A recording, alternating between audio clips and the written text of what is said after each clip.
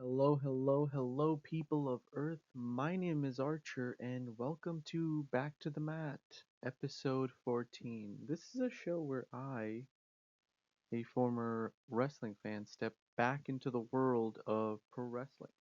It's been many years that I've been away, but now I'm jumping right back into the pool, and this is the part where I catch up, I react, and I rediscover all the things I used to love about pro wrestling.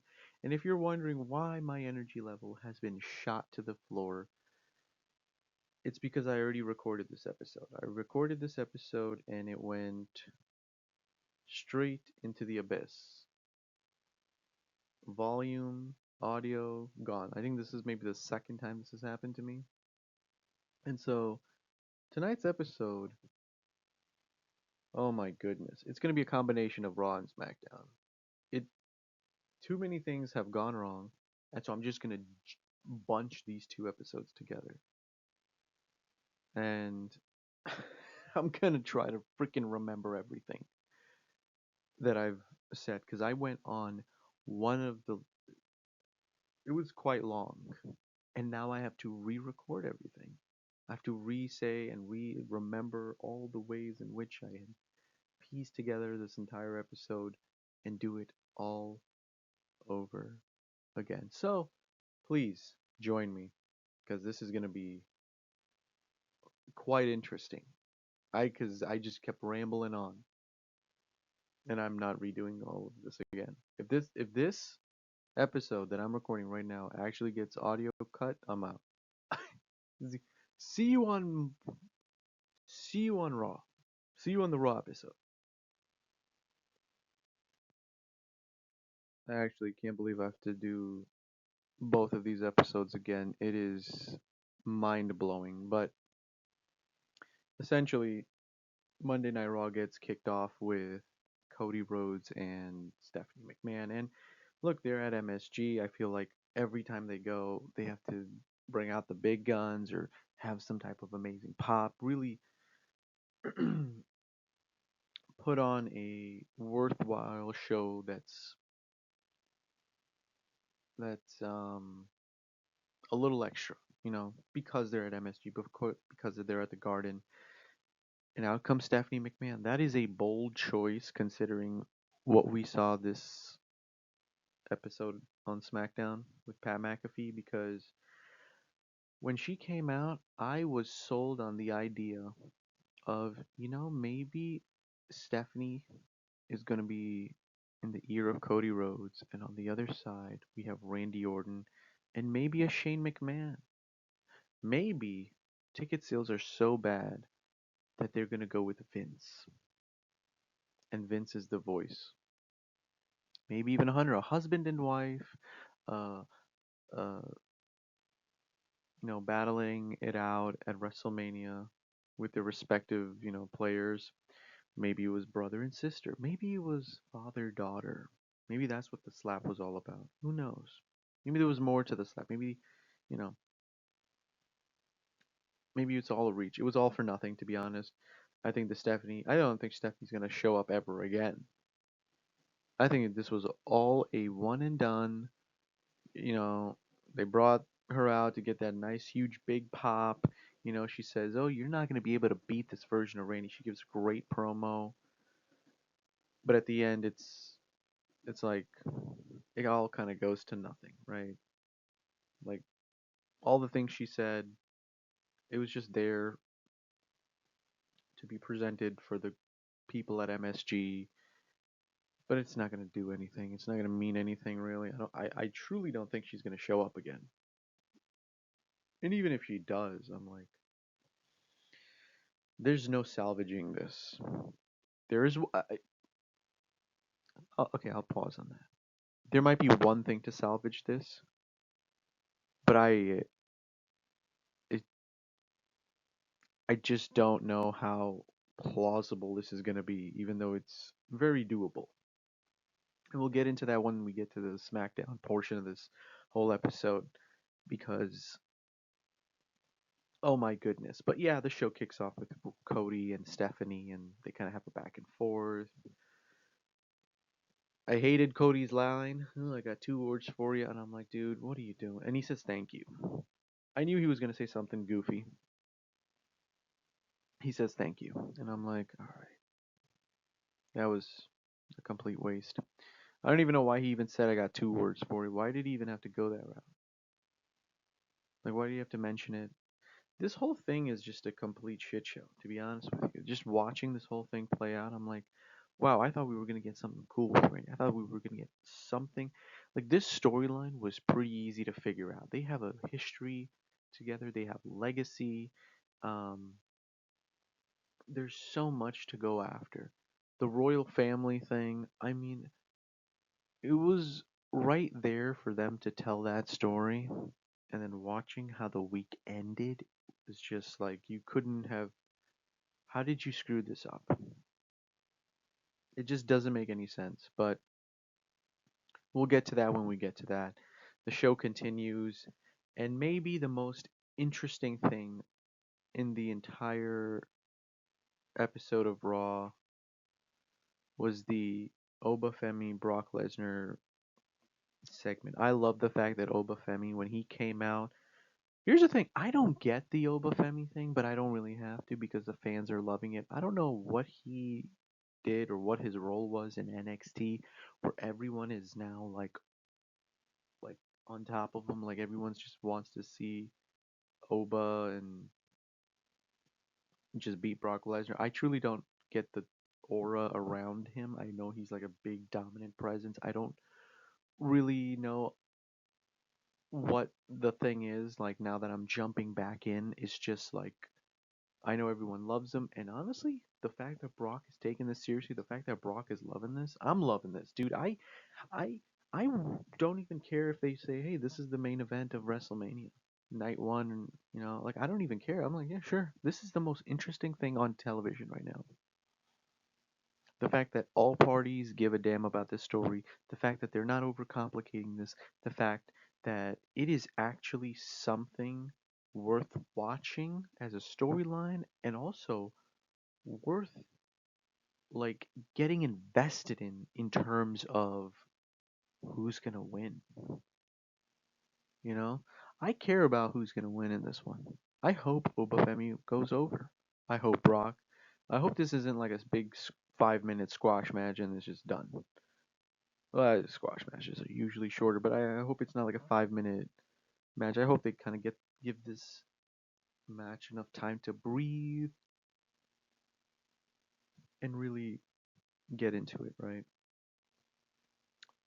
But yeah, I love it. I love the fact that Oba circled the ring and he was taking his time with Brock Lesnar, and I was like, dude, this is great. It's all the little things that are adding up that are making me care. Brock taking the mic, he's like, enough, Oba, enough, Oba Femi, get your ass out here right now. And Brock was in like this fighting mode, and I'm like, by the way, I never really liked that. Like when they always have this confrontation before and they get that violent before like the match, I'm like, when you want this person at 100%, when you want this person kind of at their best at Mania, rather than breaking them down in the lead up to Mania, because then it's like, oh yeah, all this stuff happened. Oh, he's injured, this and that. Not like really injured, but like kind of like, oh, you kind of get like a lesser version. I'd rather have them fully in health, fully ready, and then you beat him at his highest level rather than beating him down a couple weeks before regression and then you beat him again later on. I'm not like this is like a me thinking out loud, like a little nitpicking, but it's not that big of a deal. But something I thought I would worth that was worth mentioning. But yeah, this is entirely the most interesting thing happening on Monday Night Raw, or in this whole lead up to WrestleMania. You know, and Paul Heyman's just there, and he's just selling this whole thing. It's like, wow, this is like a dominant. Where he had to. Where did Paul? Uh, where did Hunter come from? He had to break up this whole thing, and I was like, man, you just popped out of nowhere. I loved it, kind of. But yeah, they're not overcomplicating this. And Paul Heyman, You know, he came out later in the night, and Gunther versus Seth Rollins is a thing. Is Gunther aligned with Paul Heyman, or is Gunther just picking on Seth because he needs an opponent? It's probably. I don't think that Gunther has anything to do with Paul Heyman. I think this is more of just a Paul Heyman, just more of just a Gunther going after Seth at Mania because he needs something to do. They both need something to do. Plans for Seth Rollins versus Bronson Reed and uh, what's his name? Jesus, my God, I got his versus Bronson Reed and holy crap, I forgot the dude's name. Braun Breaker. There you go. Have been just foiled, right? I think that was the plan. Braun Breaker versus Seth Rollins, and then maybe they may have pivoted towards Bronson Reed versus Seth Rollins. But it looks like neither Gunther nor Seth has anything to do, so just put them together and now you have your segment. The only thing I don't like is that they've been building Gunther as this career killer and Seth has all these injuries, and I don't think Seth's career is going to end at Mania, but it's a little unusual that this pairing is happening. To be honest, everyone hates this. I kind of popped because finally Gunther has something to do. He has something to do, someone to fight. The reasoning is a little strange, a little iffy, and I'm like, it's not the best, but you're on the card. So congratulations. I wish there was a little bit of something with Gunther and Paul Heyman. Like I wish Paul was like they had some sort of interaction. Like he kind of like as Gunther's like walking away, he kind of like looks at Paul or he makes like a gesture towards him. He's like, "You're welcome," and it's kind of like, is Gunther a Paul Heyman guy? Like put that like little bit of plant that seed, I would say. But no, he just attacked Seth and be like, well, I guess now it's Seth and Gunther, but something's missing there, and I kind of need it. I kind of need something because it's very sudden and it's clear as day that like they had plans and both of these guys just the plans just blew up in their face with Mysterio being injured and Braun Breaker being injured. It's just one of those things that just was like, well, 2-2. But yeah. What else happened? What else happened? I'm kind of scrolling through the show here. On Monday Night Raw. It's very strange that Monday Night Raw is it's like the premiere show and yet you know what? It is. Between the two of me watching from week to week, it's the premiere show, it's the A show, and a lot of more interesting stuff are happening on there. But it feels like the face of the company's on SmackDown and I'm like, I can't believe we're getting this for Mania. And we'll get to it. Punk and Roman. Jeez. It's getting better, but it's not amazing. You know what I mean? Like, the reason for these two fighting are kind of like not great at all. It's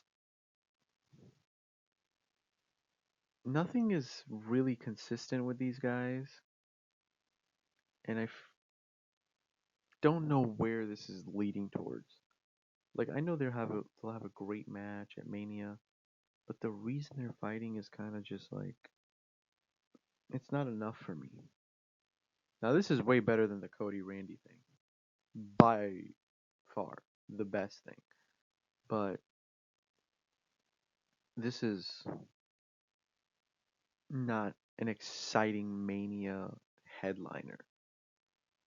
And I really don't know what to make, what would make this better. I really don't. I know what would make the Randy Orton Cody thing better. I will get to that.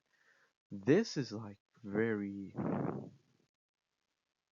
who cares kind of for me.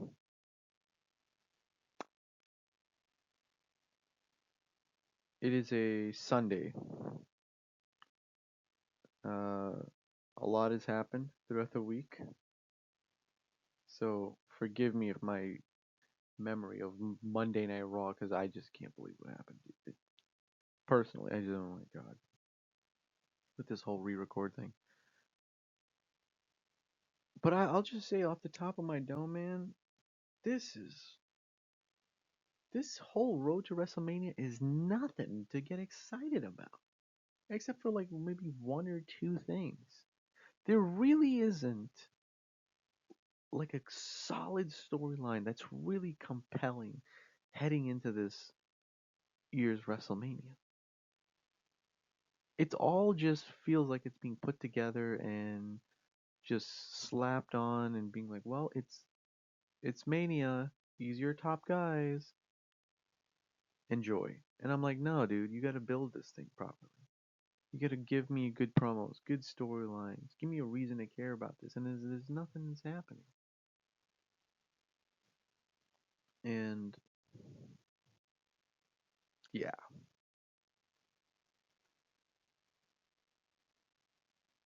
I guess we're just gonna get fed whatever at this point. Because that's what's just gonna happen. It's just whatever's happening, just slap it on. With that being said, let's just move on to SmackDown because this Pat McAfee thing is just bullshit. I can't believe this.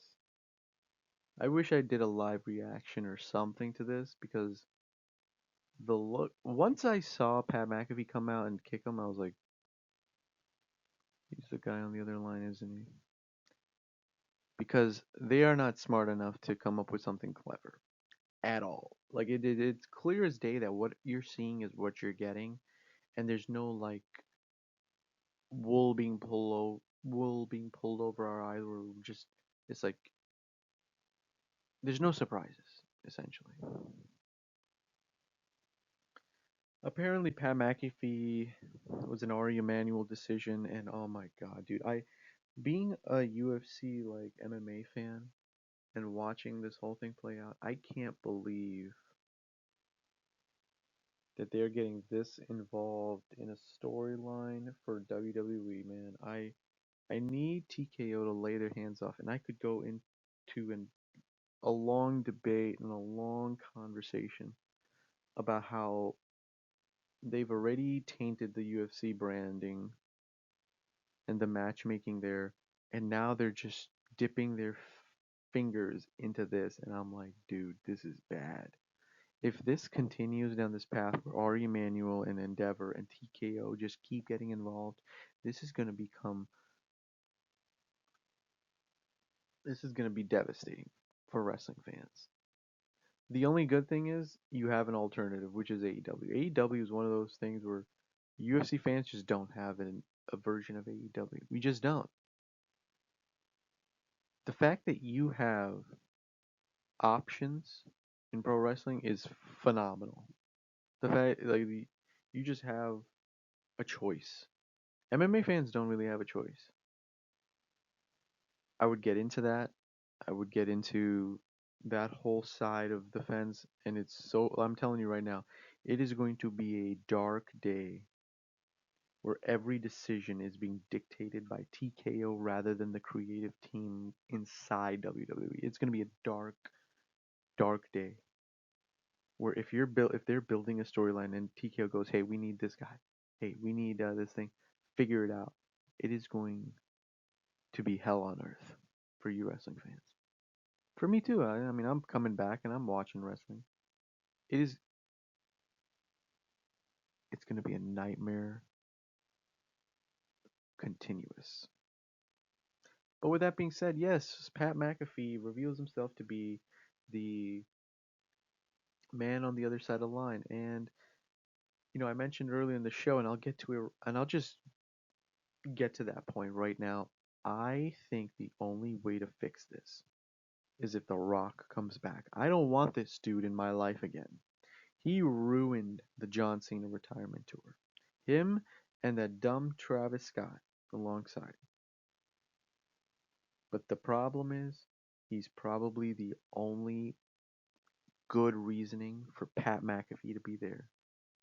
Because the fix is easy. The fix is The Rock has been pulling the strings the entire time. The final boss is back. And he said, "Hey, Pat, go in there and just ruin this guy."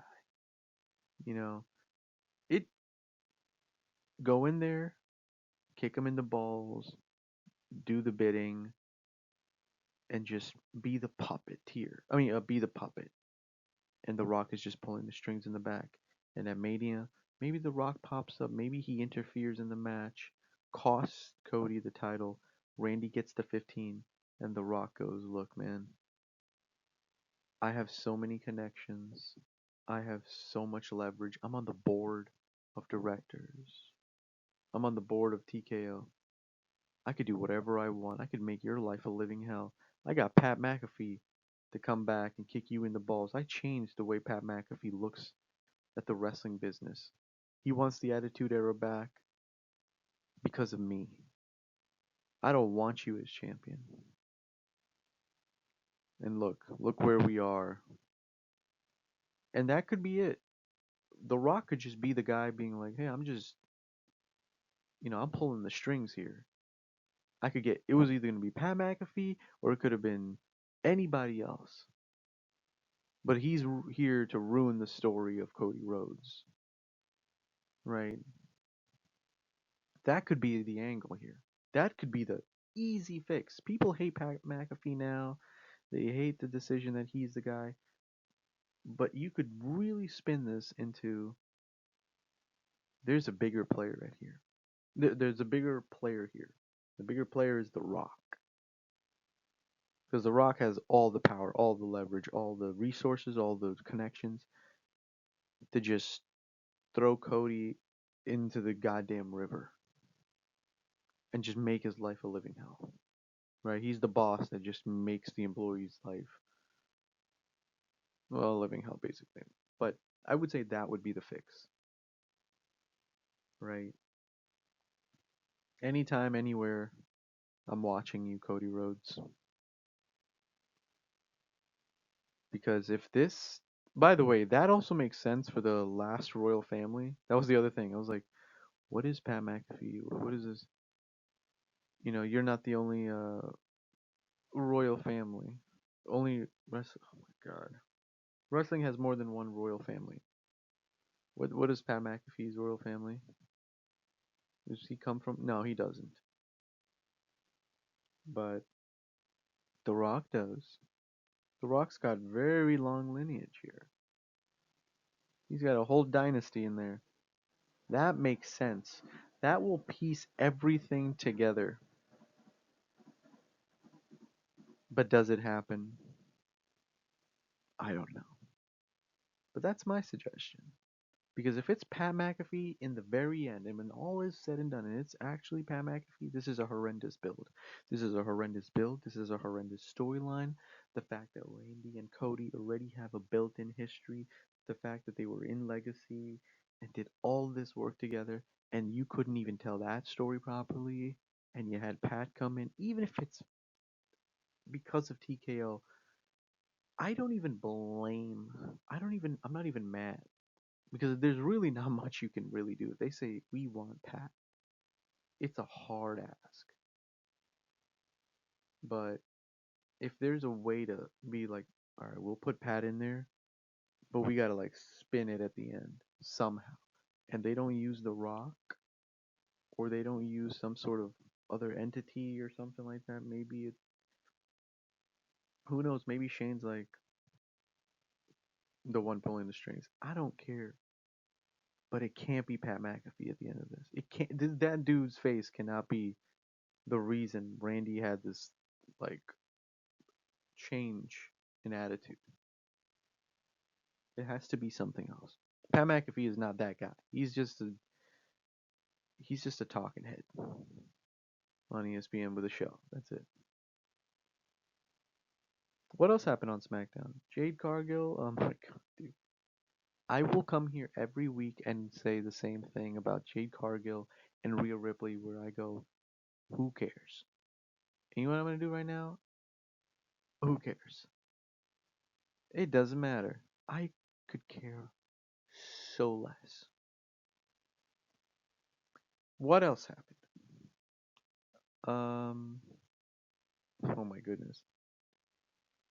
Here's the other thing, by the way, because I'm scrolling here and I'm like, oh jeez. I saw the notes and it said Little Yachty. Here's why are there so many celebrities this year? Jelly Roll, I Show Speed is new to the program. Lil Yachty. There's one more. Oh yeah, Pat McAfee, of course. Am I missing someone?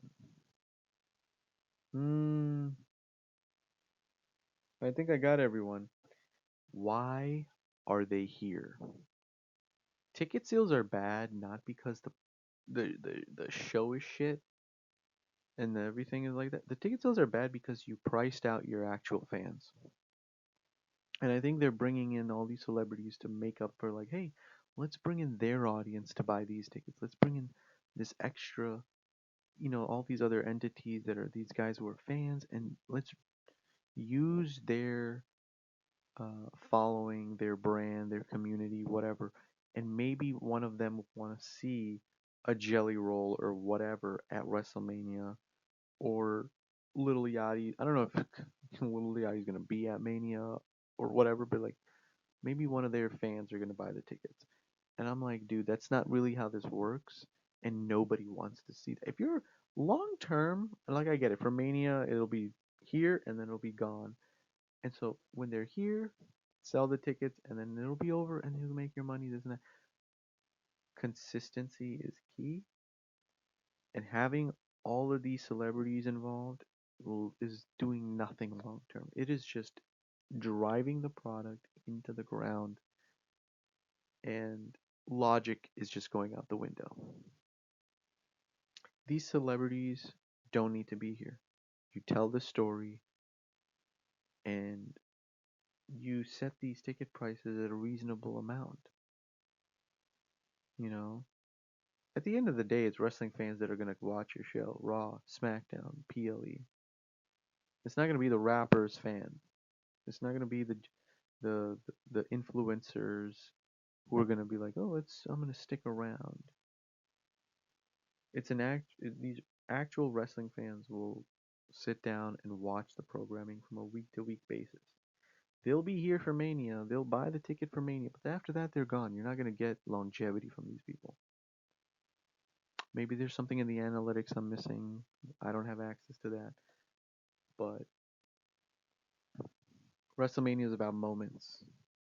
Once the moment is passed, what do you think is going to happen? Do you think they're going to stick around? I don't think so. But I will say, Lil Yachty, he was quite exciting. The fact that he's got this like, when celebrities care, that's when you can see it really shine through. Lil Yachty did a good job. I'll be honest, but he doesn't need to be there. He's his role does not have to be gigantic, and he did a good job. No problem with that. But keep it to a minimum. We don't need them in excess. But here we are, the new era of TKO. Yeah, what they did to Carmelo Hayes was absolutely horrible, man. Sami Zayn has to turn heel at WrestleMania. Fans don't like him. I don't like him. And also, why is Trick Williams making so much sense as a heel? Why is he making so much sense? Like, let's go back. Let me find it. Let me find it. Let me find it. There's a scene in here, or not a scene, but that pretty much sums it up of like Trick Williams and his whole uh attitude towards Sammy, and it's perfect, dude.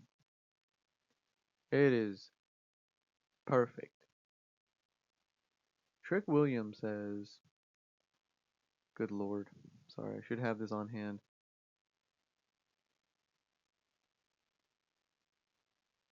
Okay, Trick Williams says, "What?" So, Carmelo Hayes, he comes out. He's like, "Hey, man, you know and I know exactly what happened last week. You beat me for the United States Championship under these circumstances. Not fair. Give me a rematch." Sami Zayn then goes, "You know what? I already beat you. Da da da da da." He kind of does it like, "Why would I? So you want a rematch for a United States Championship? I'm happy to give it to you. It's just gonna have to wait to the other side of WrestleMania." Very heelish kind of behavior, not giving, you know, that rematch considering the circumstances. And then Trick Williams goes, "What happened to all that integrity you have?" He says, "I say, you give that man a chance." And I'm looking at him like, "Yeah, man, give him a chance. Give the guy, Carmelo Hayes, who's been doing this open challenge, putting his heart and soul out every week, give that man a chance." Why is the heel making more sense than Sami Zayn? Sami Zayn's like, "Look, I already won it. I already beat you. You can wait till after Mania. I'm getting my Mania moment." And the heel's going, "Hey, man, you know what happened. Have some integrity. Give him a chance." And then at the end, they Sammy gets broken down. He's like, "All right, fine, fine. You want a rematch tonight? Fine, done." And then Trick Williams goes, "We could have saved." Verbatim, he says, "He's like, we could have saved 5 minutes if you said that a long time ago." And I'm like, this guy is money. This guy is golden. When when you cut a promo and you're actually like putting the truth in there as well, that is the best. That is the realness of the storyline. And you kind of, I looked at Trick Williams and I go, he ain't lying. All of this is true. Usually a heel does like dirty tricks and moves and stuff like that. But when the heel is saying the truth to your face, not only is it believable, but it adds that realism to the storyline. And I I love Trick Williams, man. This dude, I can't wait for him to hold that title up at WrestleMania and beat the crap out of Sami Zayn. I have no interest in seeing Sam. I can't believe Sami Zayn is even champ. The fact that they made this United States rematch on SmackDown, I was like, oh, maybe Melo's gonna be in this. But this is them basically going, look, you guys asked for Melo at Mania.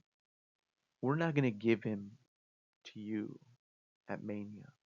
We're gonna have him lose again tonight, and you're gonna get your answer.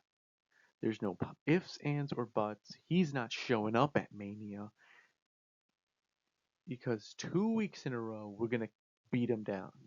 He lost last. He lost the title last week, and this week Sammy's gonna put him in the ground, and that's exactly what happened. Sammy beat him twice, and now it's literally official. It's like, no, he's not, and stop asking. And it's kind of sad because Melo, he worked so hard for it. He should be there, but this was like the nail in the coffin. But Trick Williams is gonna beat the shit out of Sami Zayn. So be excited about that. Be excited that he's gonna win a championship on the grandest stage of them all, and it's gonna be a fun ride. It's gonna be a fun ride. It's gonna be a fun run, and maybe we might just get Sami Zayn as a heel again, because that's probably what we need. Um, and as we move on to the show,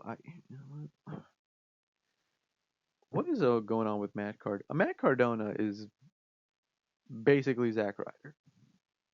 Dude, They gave him his name, cool, but he's just been catching L's every week. He's been called an indie nerd. What was it? A video game something from Randy Orton. Just getting beat up, arms broken, and then he loses to Aleister Black. This guy has come back and done nothing of significance except just be a punching bag. But he's getting the WWE check. You know, he gets that time with his wife, Chelsea Green, who, in my opinion, should be elevated to a higher level, especially heading into WrestleMania. He should be doing more things of importance. But poor Matt Cardona just, dude, he's Zack Ryder. He's just taking L's for the team. He's probably fine with it with the big checks that he's getting, but I'm like, yeah, you brought him back. He wanted to come back. You brought him back, and now he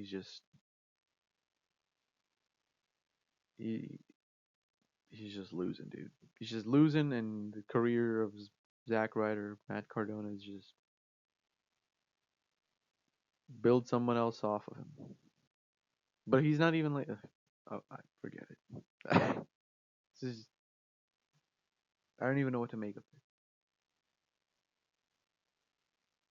Dude's just losing, left, right, and center. What else happened? What else is there really to talk about? Because the road to WrestleMania is right there, and really we got one clear storyline that's actually working, that needs no help at all. Um, but yeah. Oh, you know what? Cody Rhodes, he came back. To be honest, I think he came back just because the hate from Pat McAfee online just kind of was like, whoa, this is people really did not like the fact that we picked Pat McAfee. I'm like, yeah, yeah. How could you not have seen that coming? And so I think maybe they put Cody back out there going, all right, just say something that just brings them back. And you know, he came out with a good promo. I'll be honest, some of the stuff kind of went over my head. You know, he's talking about what's the line? You know, that's like if Scott Hall and Kevin Nash talked about the third man in the NWO, and instead of Hulk Hogan, it was Disco Inferno. Pat, you're a stoner, grifter, Logan Paul without muscles, human hat track. It felt real. It felt like it was like Cody going, them telling Cody, hey, go out there and bring him back. Bring him back, Cody. And this is what he came up with. And I was like, this is very good. He's like, Randy Orton, my mentor, my hero. When John Cena was my angel on my shoulder, he was the devil. No, he kind of had a lot of good lines in it. He had a lot of good lines. It all felt real. It came from the heart. And Kit Williams, oh my God, you know what's great? I forgot to talk about the Danhausen.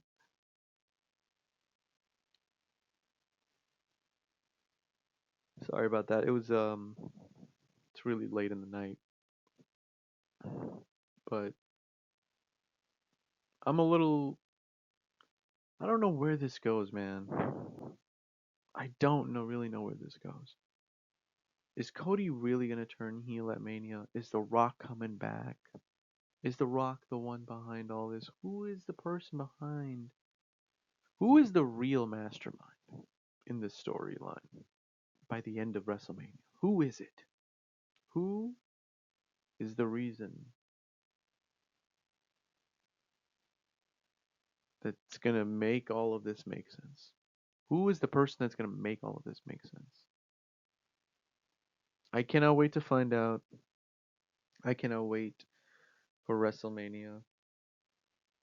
I am still thinking, how do I move this format along? Because Archer After Hours cannot be, uh, damn it, this show. This show is something else. I just keep tweaking, playing around with. Do I do Raw, SmackDown, this and that? We'll get to it. We'll cover WrestleMania no matter what. By the way, Danhausen. I need to make a video on this guy because, dude, when he cursed the referee and the referee went for the 1, 2, and then the third, his arm went like ah. That was maybe the best thing ever. That was hilarious. That was so fun to watch. It was great.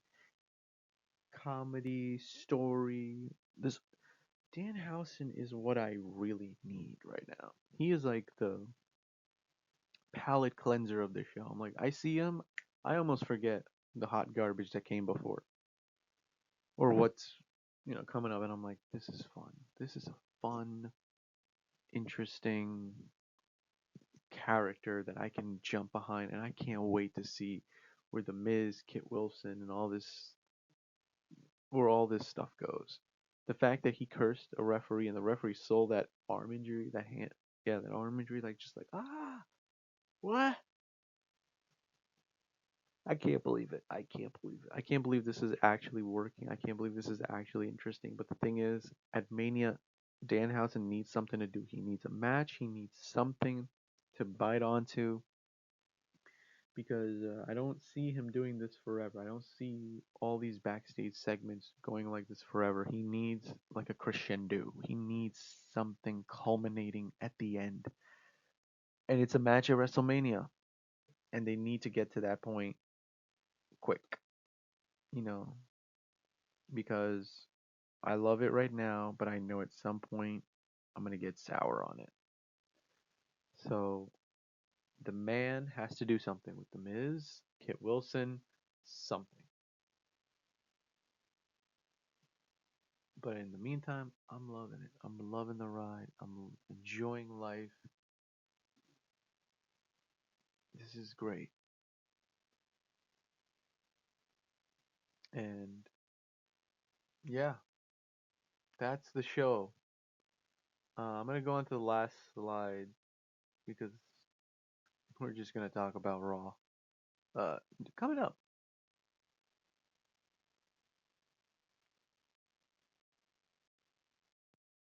And this has been Back to the Mat, episode 14. The next episode is Raw.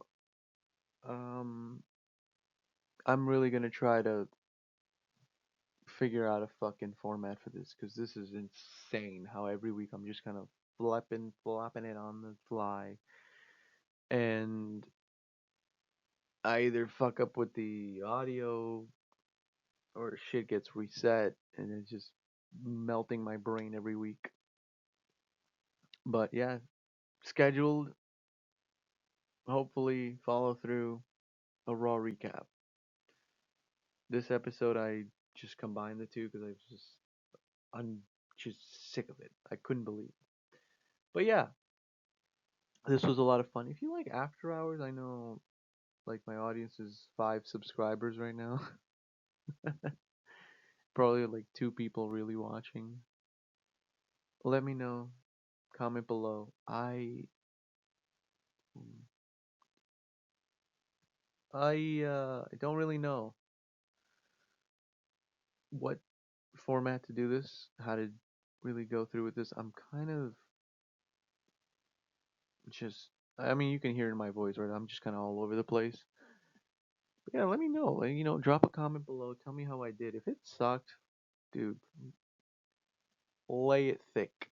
Um, I know audio is like one of the concerns, like listening, because my microphone isn't that great. But we're working on that. We're I'm working on that easy. Um, but yeah, this was a fun episode to record. I never did an episode where I combined the episodes, but might do it moving forward, might not. Who knows? 3 hours of SmackDown was not worth it this week. Um, it was a complete shit show. Thank you for watching. Back to the mat and a little special edition too, I guess, with After Hours with Archer. But yes, this has been Back to the Mat. Thank you for watching. Please comment, like, subscribe. I have 5 subscribers. Let's make it 6. Let's make it 6. See you on the next one where I recap Monday Night Raw. Maybe, or maybe I do this all over again with just consolidating both of them. And don't forget to leave your WrestleMania predictions in the comments. I love to hear them. I love to hear if you think The Rock is coming back. If you think there's a bigger thing at play here with this mastermind pulling all the strings with Cody Rhodes and Randy Orton. Some of you may think Randy Orton's voices was in his head was the caller. I don't know, but I want to hear all of it. Thank you for watching, or to be honest, listening. I'll see you on the next one.